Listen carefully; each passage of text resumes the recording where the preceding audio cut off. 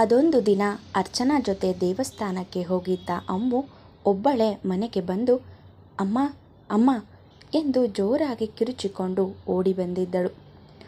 ಅವಳ ಕಿರುಚಾಟ ಕೇಳಿ ಹೊರಗೆ ಬಂದ ಭಾಗ್ಯಮ್ಮ, ಅಮ್ಮು ನಿಂಗೆ ಸಲ ಹೇಳಿದ್ದೀನಿ ಈ ಥರ ಕಿರುಚ್ಕೊಂಡು ಓಡ್ ಬರಬೇಡ ಅಂತ.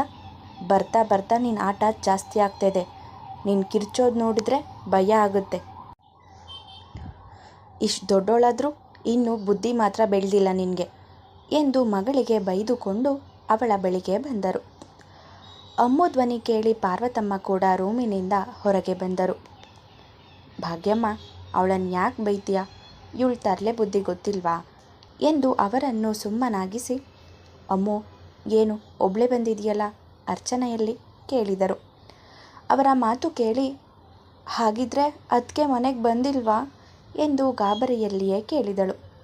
ಅವಳ ಗಾಬರಿ ತುಂಬಿದ ಧ್ವನಿ ಕೇಳಿ ಇಬ್ಬರಿಗೂ ಆತಂಕವಾಗೋಕೆ ಶುರುವಾಗಿತ್ತು. ಯಾಕೆ, ಏನಾಯ್ತೆ, ಅರ್ಚನೆಯಲ್ಲಿ ಎಂದು ಭಾಗ್ಯಮ್ಮನವರು ಕೇಳಿದರು.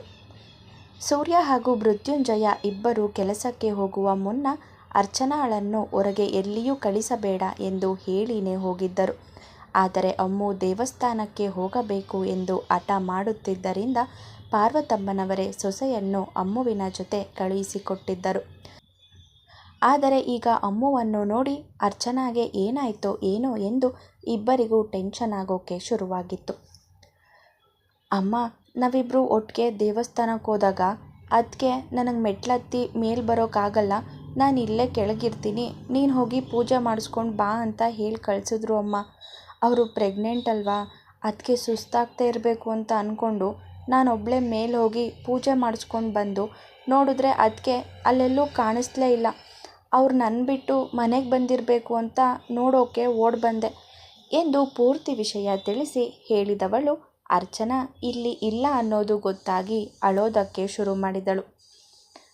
ಅಮ್ಮ, ಬೆಳಿಗ್ಗೆ ದೇವಸ್ಥಾನಕ್ಕೆ ಹೋಗಿ ಬರ್ತೀನಿ ಅಂತ ಮೃತ್ಯು ಅಣ್ಣನ ಹತ್ರ ಕೇಳಿದ್ಕೆ ಅವ್ನು ನೀನೊಬ್ಬಳೇ ಎಲ್ಗೂ ಹೋಗೋದು ಬೇಡ ಅಂತ ಗದರ್ದ.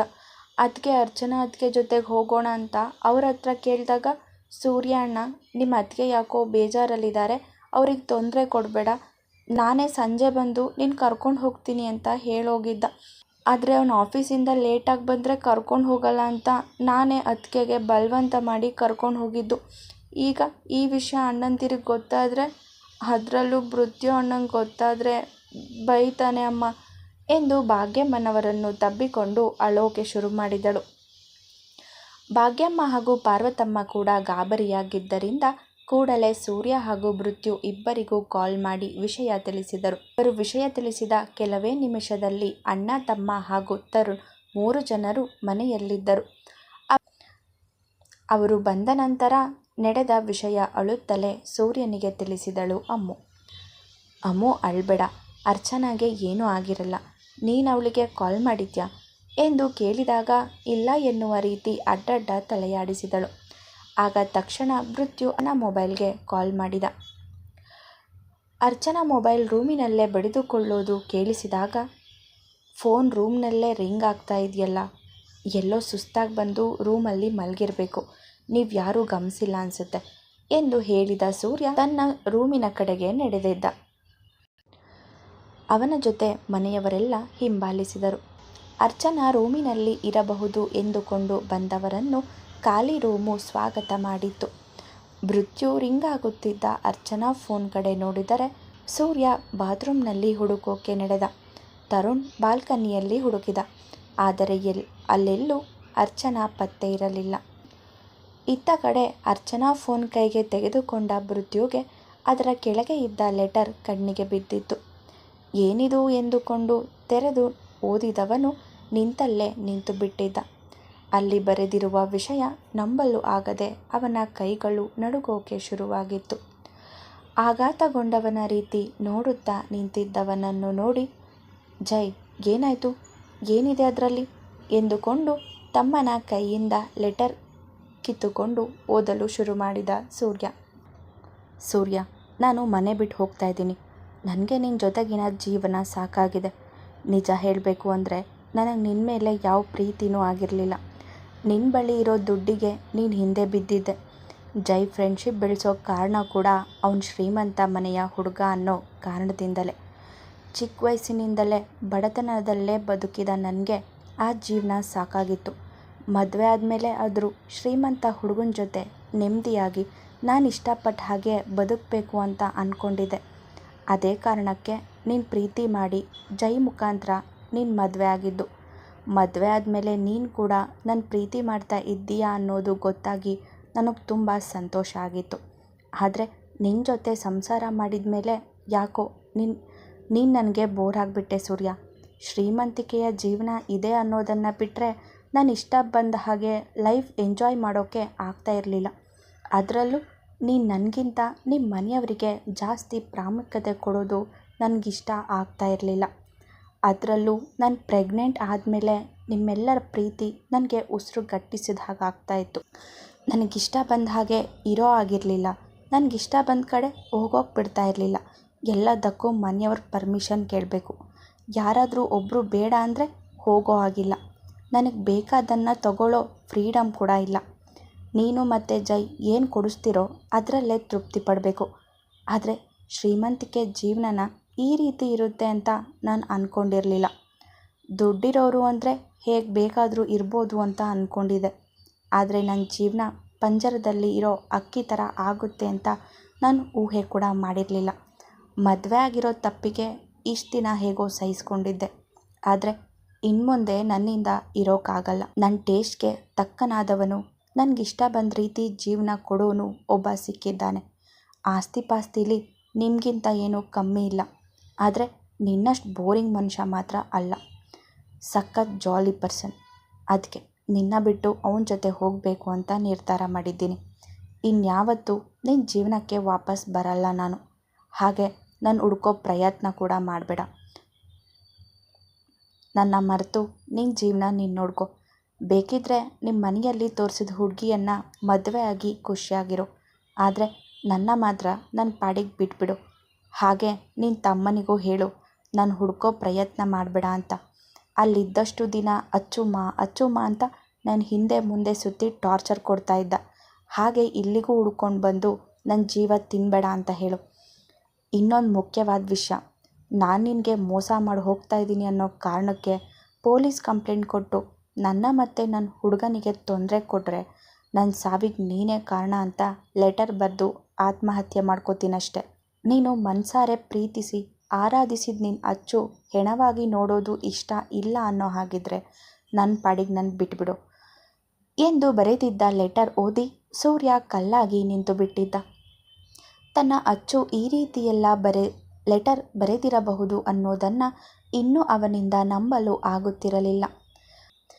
ಅವನ ಬುದ್ಧಿ ಇದೆಲ್ಲ ನಿಜ ಎಂದು ಹೇಳಲು ಪ್ರಯತ್ನ ಪಡುತ್ತಿದ್ದರೆ ಅವನ ಮನಸ್ಸು ಇಲ್ಲ, ಇದೆಲ್ಲ ಸುಳ್ಳು, ಅರ್ಚನಾ ದುಡ್ಡಿಗೋಸ್ಕರ ಇಂಥ ಕೆಲಸ ಮಾಡುವವಳು ಅಲ್ಲ ಎಂದು ಹೇಳುತ್ತಿತ್ತು. ಇತ್ತ ಕಡೆ ಮೃತ್ಯುಂಜಯನ ಯೋಚನೆ ಕೂಡ ಸೂರ್ಯನ ಯೋಚನೆಗಳಂತೆಯೇ ಇತ್ತು.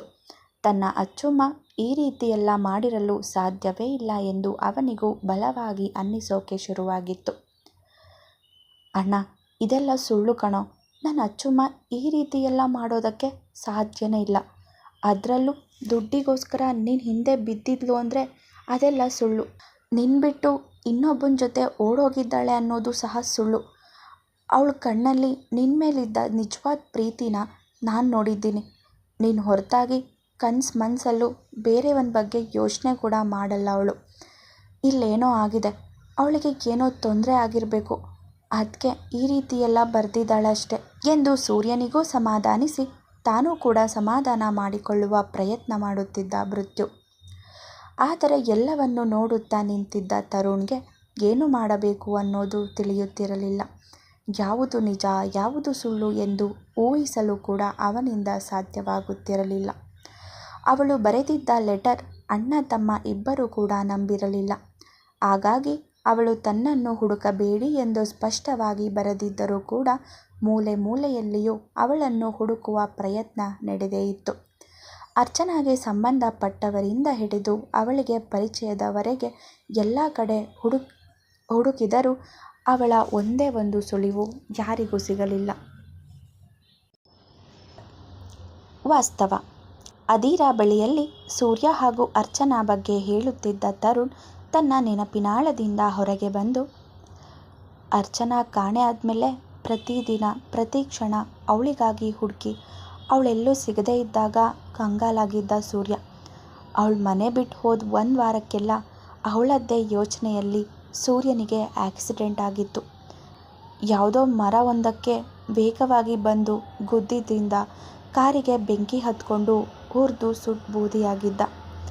ಸೂರ್ಯನ ಸಾವಿನ ಸುದ್ದಿ ಕೇಳಿ ಪಾರ್ವತಮ್ಮ ಹಾಸಿಗೆ ಹಿಡಿದ್ರೆ ಅಣ್ಣನ ಸಾವಿನ ಸುದ್ದಿ ಕೇಳಿ ಜೈ ಮೌನಕ್ಕೆ ಶರಣಾಗಿದ್ದ. ಅರ್ಚನಾಯಿಂದಲೇ ತನ್ನ ಅಣ್ಣ ಸಾಯುವ ಹಾಗಾಗಿತ್ತು ಎಂದು ಅರ್ಚನಾ ಮೇಲೆ ದ್ವೇಷ ಬೆಳೆಸ್ಕೊಂಡ್ಬಿಟ್ಟ ಜೈ.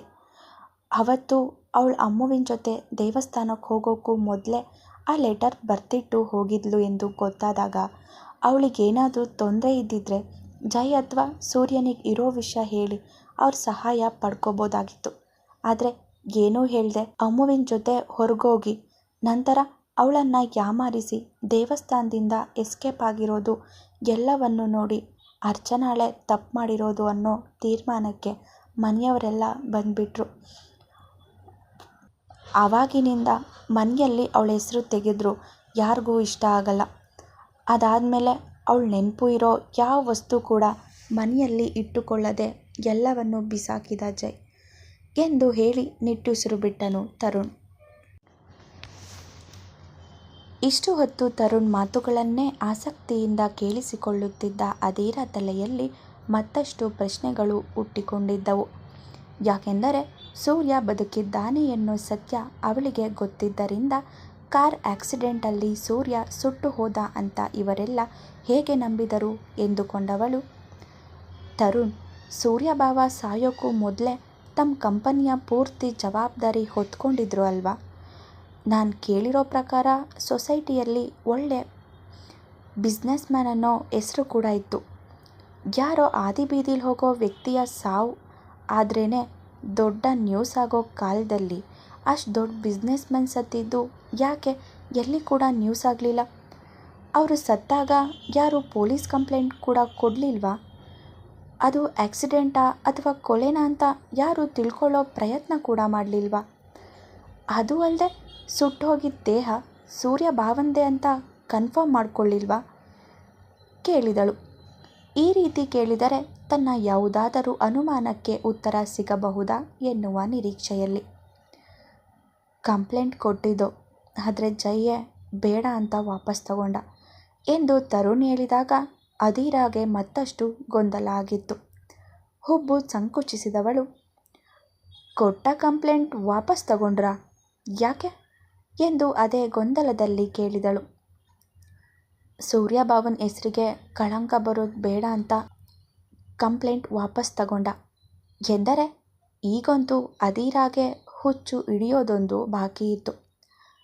ತರುಣ್, ಅದೇನು ಹೇಳಬೇಕು ಅಂತ ಇದ್ದೀರೋ ಅದನ್ನು ಒಂದೇ ಸಲ ನೇರವಾಗಿ ಹೇಳಿ. ಈ ಥರ ಸ್ವಲ್ಪ ಸ್ವಲ್ಪ ಮಾತ್ರ ಹೇಳಿ ನನ್ನ ತಲೆ ಕೆಡಿಸ್ಬೇಡಿ ಎಂದು ರೇಗಿದಂತೆಯೇ ಕೇಳಿದಳು. ಮುಂದುವರಿಯುವುದು.